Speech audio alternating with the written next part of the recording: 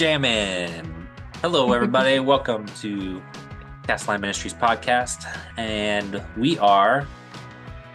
I don't have the weeks on these sheets, but I think this is week 6. We'll go with week 6. So you guys know, because it's right there on the title. We are talking about Judah this week. Less of a known character, other than, most people are familiar with the tribe of Judah. When you think about Old Testament people, you're not going, oh yeah, Judah. Not a whole lot of chapter time devoted to him. He does get his one separate chapter all devoted to him, and it's not pretty. But we'll dive into that. And we also tied into this week's reading. You'll notice there's a lot about Joseph as well, because you kind of have to have his story and to understand what's going on with Judah. And we'll get into that as well. And so we were kind of talking a little bit beforehand, but why don't you guys share what was your overall impressions this week's reading on Judah? And we'll kind of start from there and dive into his story. I mean, I'd say there's not a lot. I think while reading, I had to focus that we were reading about Judah and not Joseph. Because I'm like, oh yeah, I know this story. And then it's like, oh, then you hear Judah, you're like, oh right, Judah. Okay, Yep. listen for just kind of what it was talking about for him. But I feel like Judah at the beginning of the stories has a lot of bad qualities that are up front that he makes up for later. I don't know if the story was written chronologically.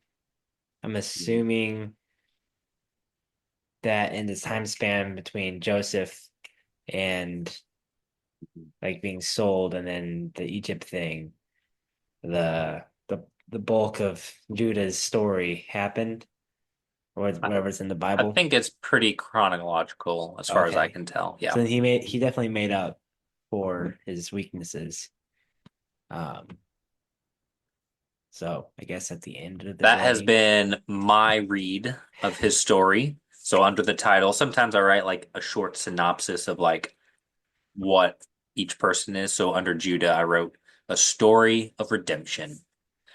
And I think if you go into it with that theme, then you understand he's going to be kind of crummy. But by the end, you go, okay. And I have a way of reading his story that helps kind of turn it into a lesson that we can apply. So we'll get into that. Yes, Judah is going to, this will probably be a shorter week just because there's not as much content, but this kind of ends we've been hitting quite a few generationally. So starting with Abraham, Isaac, Jacob, and now Judah. And kind of like what Asha said, you want to gravitate more towards the Joseph storyline. Because in like Genesis, Joseph's like the one guy that's like just pretty good all around. Kind of as a teenager, kind of like, look at my cool dreams. And you don't really want to root for him, but later on, Joseph's a pretty great guy. And he's exemplifies a lot of so when you get into typology, Joseph is a great type of Christ in the way that his life plays out. Judah, that's another hand. So why don't we start off with Panel. Kennel. That's a good spot. no. Oh no. no. Sorry. Oh man. This dog just Embarrassed. All right. So we talked a bit about this last week, but Judah is, do you got it laid out in your mind where he is in the birth order and under which mom? So remember, Jacob's married to 4 different women, or married to 2 and then I don't know how it plays out. He's older than Joseph, is he yes, Joseph is the second young.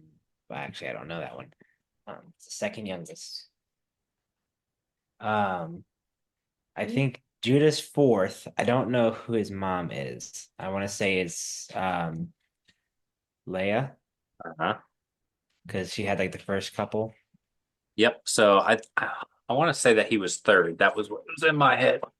Because you have, Reuben, Simeon, Levi, Judah. oh, yep, Judah. fourth. There you go. So that's a good thing to keep in mind because typically, if you're like, okay, this thing's being passed on, who's going to be the leader, the ruler, firstborn? You would think, um, I just said his name, Reuben. Reuben, Reuben Sandwich. You would think Reuben would be first. But as we come to read in the story, he's not the right person for the job, and we'll talk about that. So he's only the fourth. He's in the line of Leah, so not the loved wife. And yet Judah will end up basically most of the other tribes are going to just kind of get carried off into exile, die away. Maybe there's some arguments for some still being around, but Judah's predominantly what's left of the Israelite people. And it's where all the kings of Judah come from. It kind of goes into that whole thing of like Rebecca was the one that Israel chose, but then Leah was Rachel. second, but what? Oh yeah. Rebecca, Rachel. Rachel. Oh God. Um, so the second, the lesser one is the one that Jesus came out of. Mm-hmm. Like that plays out there too. Huge theme in all these things we've been Yeah. reading about. The lesser is the way that God chooses, not by what man chooses or who culture would choose. So again, that carries this theme. And we've had this conversation, like the themes carry throughout. And what I love about when you are doing Bible studies like this is either in church or something else that you're listening to, you go, oh, this is things start connecting. So one of Bible Project's most recent videos, they're kind of going through the Exodus story, which I think that's what your guys' church is doing. So they're doing how Exodus is already being teased in the Genesis story, talking about Abraham, and also carrying that story back to Adam and Eve, and there's all these correlations. And so it's very cool that like that episode played. I'm like, I'm just doing that same study here and how all the things connect. So it's very cool. When you get in the Bible, more of the Bible jumps out at you. Mhm. All right, so let's get into the first kind of main interaction with Judah and the brothers. Joseph is heading out to see them. How does Judah carry himself when they all start their plotting and planning? I gotta I think for one thing, refresh. he definitely is part of the plotting and planning. Um,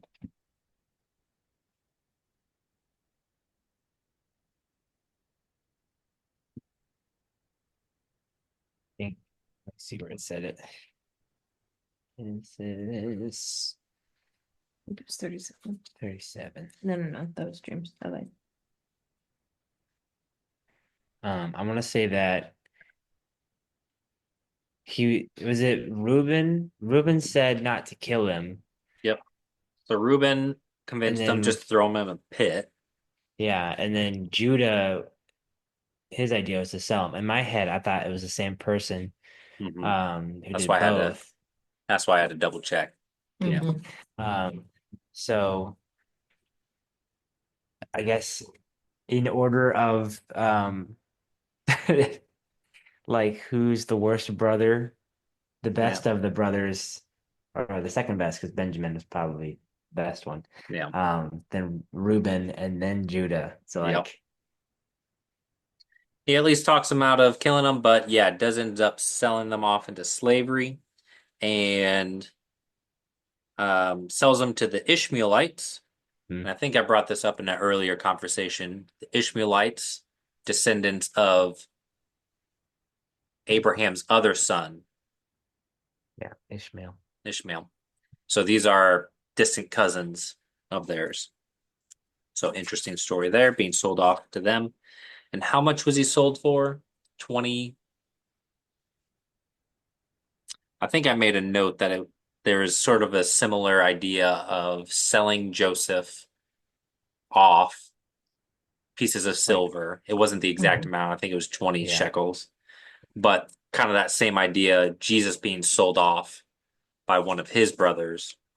And so you can kind of see Judah Exodus. being sort of a Judas in this moment, Yeah. which Judas is just to play off of Judah. So, hmm um, It's like Jude, Judas, and Judah are all the same name. Is yep, that right?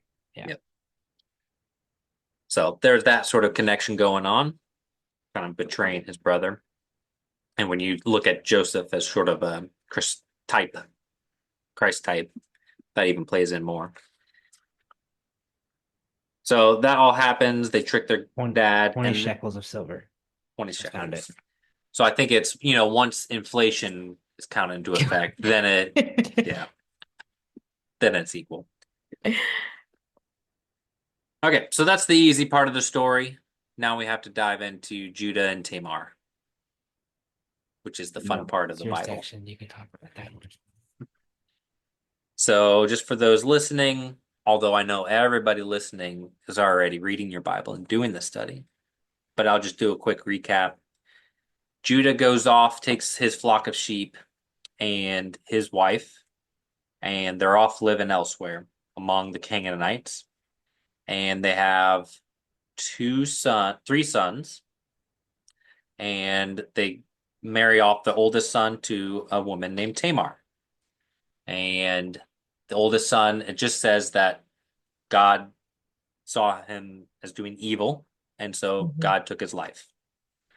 And so the culture and actually what becomes sort of a law later on was okay, you had to like an agreement between Tamar's family and this family. You don't want that agreement to fall through, so the next brother of kin marries that other person to keep that contract alive because they need to have an offspring, essentially. And it's a and if you don't understand what this is all about, you could be like, why is this guy throwing such a big fuss? But essentially, he's going to give birth to a son. The son inherits everything under the older brother's name. This guy doesn't get a part of it.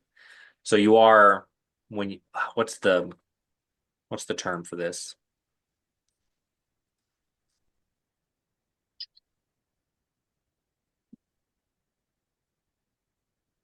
Well, it's a good time to.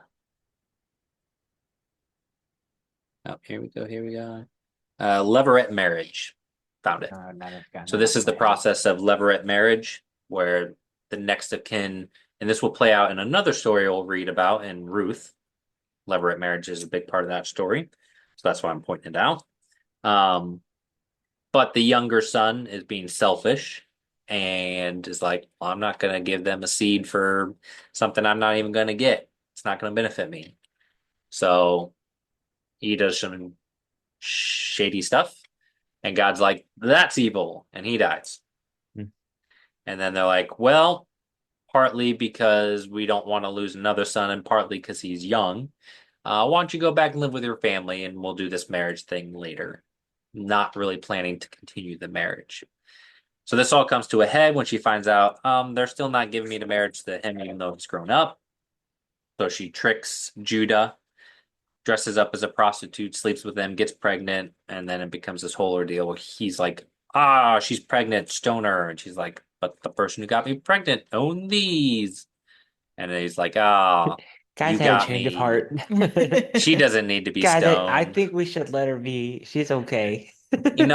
I'm pretty progressive. I think this is okay. Um, Let he who sinned cast the first stone, guys. Come yeah. on. So change of heart. Um, so very weird, but you got to think about Tamar's position. She didn't do a good thing. There's the phrase like she did better than I did. That doesn't mean she did a good thing. It just means Mhm. Judah was crappy. But if you think of from her perspective of she's never going to get married off to anybody, this other Mhm. family is taking away her chance of any sort of survival. Other than that, she's going to live and leech off her family's household, her dad's household. So, she kind of saw what she needed to do and did it. Not that it was good. Mhm. Um, so that's what happens there. He doesn't marry her. They don't have any more further relations, but now they have kids coming into the world together. So that's a mess. And there is a little interesting story about the two little boys. Remember their names? Uh, no. It just starts in verse Um, 27. I was wondering if they do come up later in some no, way. A they little say bit. it. Okay. Not Sheila.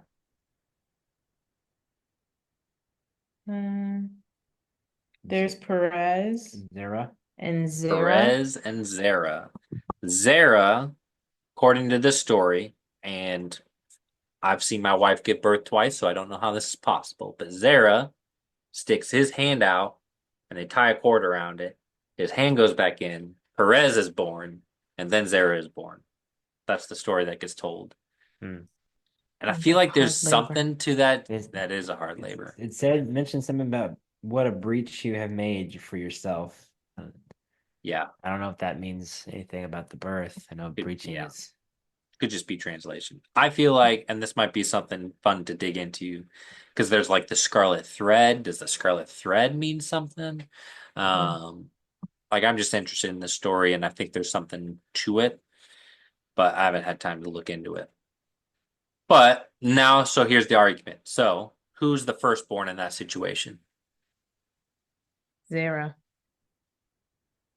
If you go Oh, with Zara, then Perez. Perez would be the secondborn. Perez will end up being the lineage that we will follow. So, Mm. kind of interesting.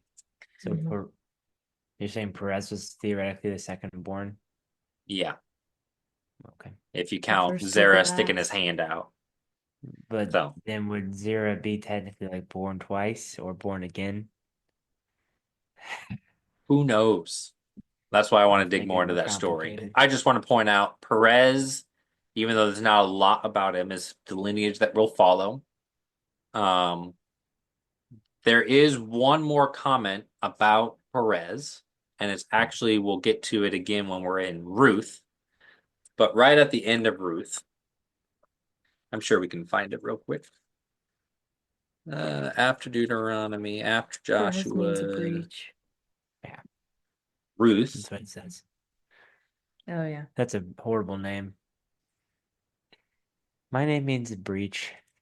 Unless you go into the military. Yeah. I don't think it's the same kind of breach.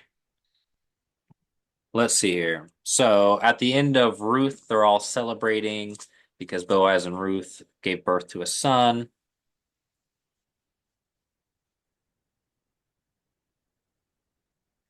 May your house become like the house of Perez, the son of Tamar, bore to Judah. Hmm. So the people celebrating around Ruth and Boaz when they have their kid, they say, "We hope you are like the house of Perez." So we don't know much about Perez, but it was enough that these people, multiple generations now living in the promised land, called back to him as something to aspire to. So kind of cool that out of this whole weird ordeal, apparently Perez comes out as a pretty stand-up guy, something to Hmm. be looked up to. Cool. Any other thoughts on that story before we get back to more of Judah and Joseph? And I've got one thought to share.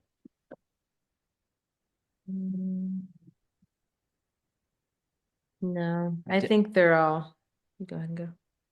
Oh, I was just gonna say, kind of just that's really where you see the weaknesses in Judah's character is like his craftiness in a bad way. Yeah, just trying to like, I don't know if he just put it out of his mind or was intentionally not like giving his son to her. Hmm.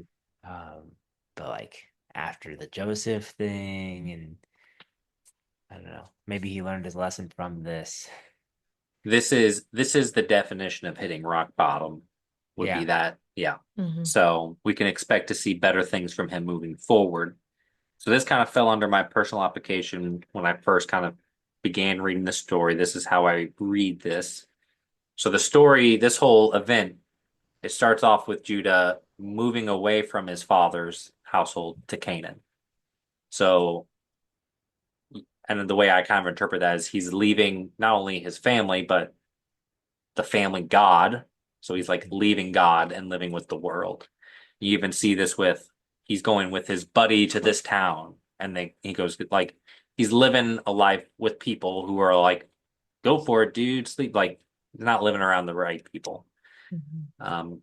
And so that's sort of the personal application about why you can't just leave family and friends. You gotta be careful who you are around, um, because that's kind of what the world is. Um, but with that being said, no matter what our past is, we can all be redeemed, which we're about to dig into. So I think that's what I had.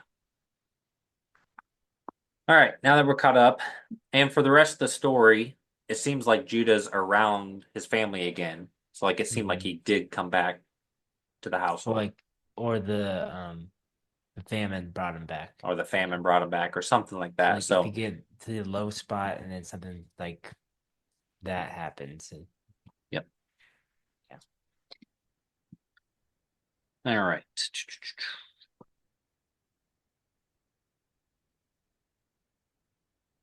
Do we need to cover any of Joseph's story to get caught up, or we assume everyone's watched Prince of Egypt?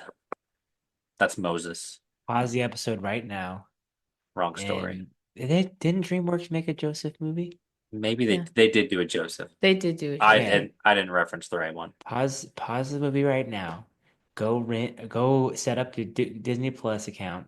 I'm not condoning it. Do a Use free your free trial. trial Do a free trial. Watch the movie. and Cancel then it come back. immediately and come back. There we go. Or pirate Or the rent it movie. on Or Amazon. Oh, pirate. that too. Go through another bad company. Steal from the bad companies. Don't do that. Okay, so to get us caught up, Joseph is spending his time in Egypt. He's getting blessed, and then he gets thrown in prison, but he gets called out of that. Now he's basically the ruler of Egypt, which is cool. He interprets a dream. We're going to have some year of plenty and then years of famine. So he's got Egypt set up as a hub. This is where our story kind of picks up. If you want food, you go to Egypt. And so we get this story now where the brothers are going to travel to Egypt, all except Benjamin, interact with Joseph, asking for food. They don't know it's him, he knows it's them, and all this stuff sort of happens. And one thing I'll point out is a lot of the who they say does the talking, or you'll often see the phrase like Judah and his brothers. Like Judah kind of becomes the main character for the group. Hmm. And so that's kind of a clue in like it was kind of random that you had this one story about Judah, but like Judah's kind of like the main person in this group of brothers. Um, and so they do some of this negotiation. Joseph is essentially you can kind of see what he's doing is testing them the same way that they gave him up to see if they'll give up Benjamin again or give up another brother again. He's kind of testing them in that way to kind of see are they the same. Um, so that's what all these tests are about. So we talked about redemption in this story. Connor, where does his redemption come in? Where did you see it?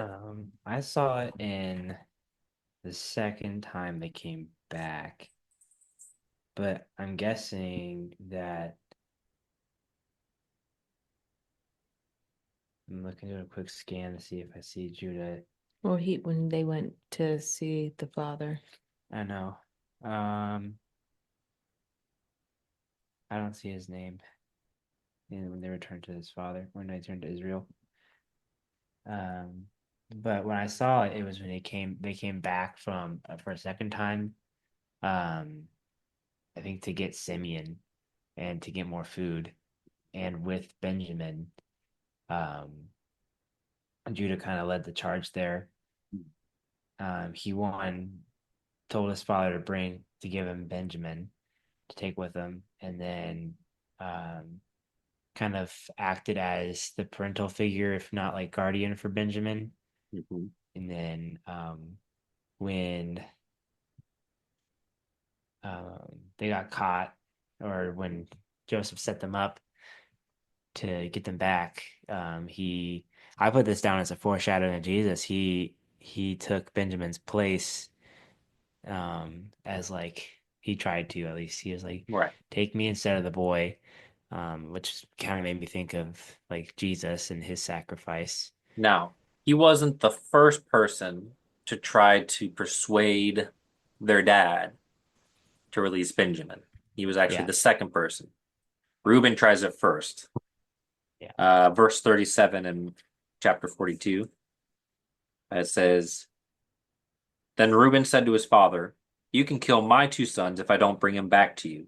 Oh, Oh, so there's Reuben. Hey, if I don't bring him back, you can kill my sons. He's like, oh, how noble of you. So that's like so would Reuben. it be the two new ones that came? No, this isn't Perez. It's Reuben's kids. Oh, Yep. my bad. Yeah, I So got you. Reuben goes first, and he goes, "Hey, you can have kill my sons if Benjamin doesn't come back." And he goes, "No." And then so like you're looking at that like Reuben, what are you offering your kids up for? Mhm. Judah comes back and is like, "You can have my life." And like you said, this is total foreshadowing. Yeah. I will give up my life for the sins of whatever. Hmm. Um, Take should my he not come sons. back? Mhm. I'm And glad that's people don't the like I mean, at least our dad doesn't. I was gonna say people don't talk like that. There might be some, but our dad doesn't do that. which two sons would he give up? Take my youngest. He's expendable. I got three others. The youngest one. Never mind. I'm gonna stop. And none of them became doctors. Ugh. No. Asha was the first. I was the first Yeah, for a short time, for a short time. short-lived. All right. So I think that's the peak where you really see his redemption, but you also see it when he goes back and he pleads with Joseph. You can kind Mhm. of see Joseph's really testing to see if they're going to betray, and sure enough, he doesn't. So you see that full redemption. So very cool. Um, so that is it. The one other thing that we can highlight, and I think we talked about this last time, was the prophecy that Jacob, so he gives his blessing to everybody. And if you look at this is chapter 49, verses 8 through 12, the blessing gives to Judah is like a prophecy as well. And we looked at that last Yeah, week. Mhm. I wrote that down. Yep. So Judah now becomes this line that is promised that the future leaders and kings will come from. Yep. And that is true enough. When Israel chooses their own leader, they pick somebody from the tribe of Benjamin, um, Saul, based off his outward appearance.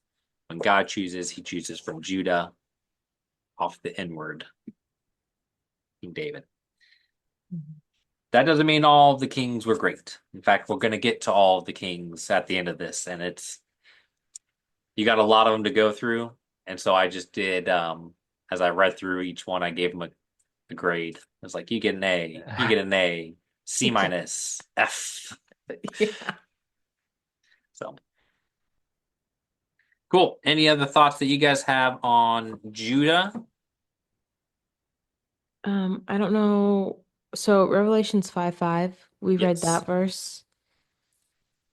Would Is that also a foreshadowing of Jesus, or is that what does it say?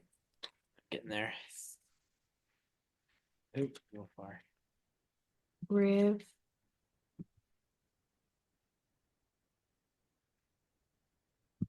Five. Then I saw the right hand of the one seated on the throne. I'm backing up a bit. Okay.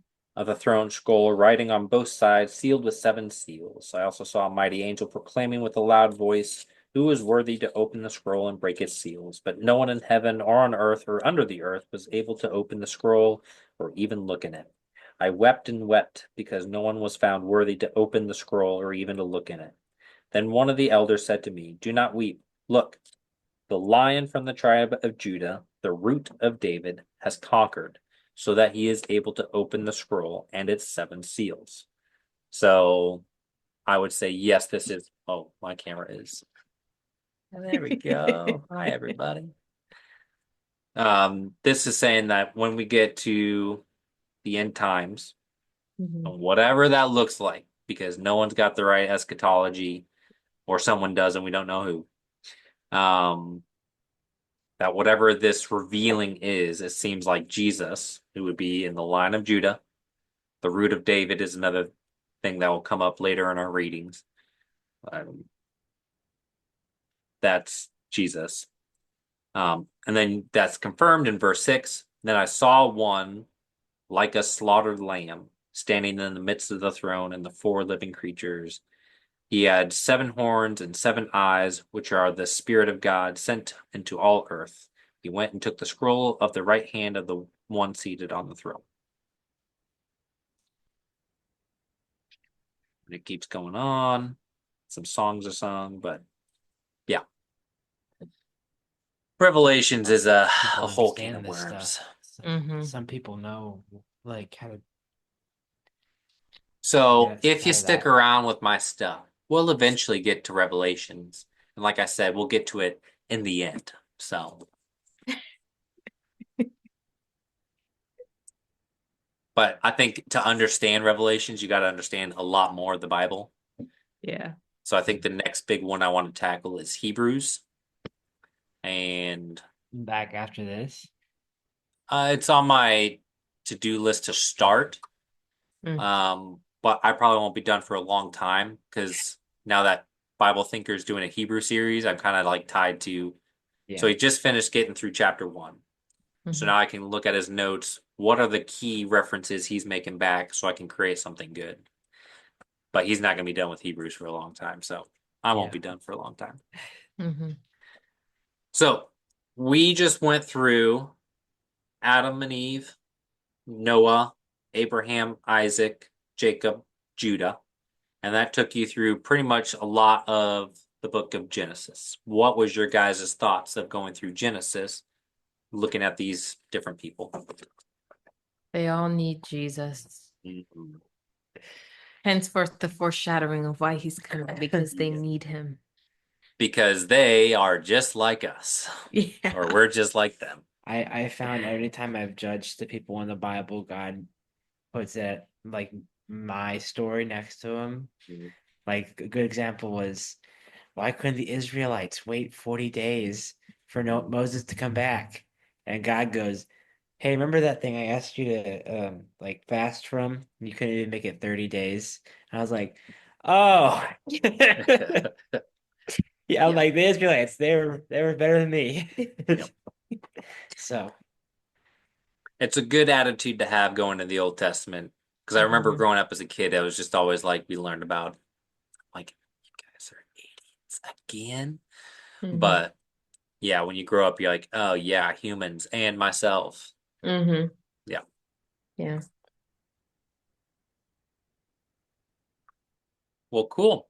If I've got the time and motivation, which I think I do, I will try to create a in-between video for this one to bridge us from Judah to where we'll go next, because we actually jump past quite a few books and we go to Ruth. But there are like little nuggets of different people, so I can kind of carry us through the Exodus story. Who's our people that's carrying this line? And then when we get to Ruth, that's where it picks up. And then at the end of Ruth, it's actually like, and Ruth, blah, blah, blah, blah, blah, King David. So it has like a nice streamlined genealogy going for us. I think that's it. I think that's it. I hope you guys are having Yeah. fun. I got one last thing for you. Go. Um, this I caught this at the very well in the midst of the Joseph story. Mhm. And he's kind of messing around with his brothers. I think it was after the first time he sent them out. He told them on the way back to their father, don't quarrel on the way Just don't. He knows them. It's like go back to Don't your father quarrel. and don't quarrel on the way. Don't fight. Just look at the mountains and stop arguing. I was like, oh, he was hiding in little tidbits that he knew who they were. Yeah. So funny. I just had to mention that one. Alrighty. Thank you all. We'll see you guys next week. And have a good one. Bye.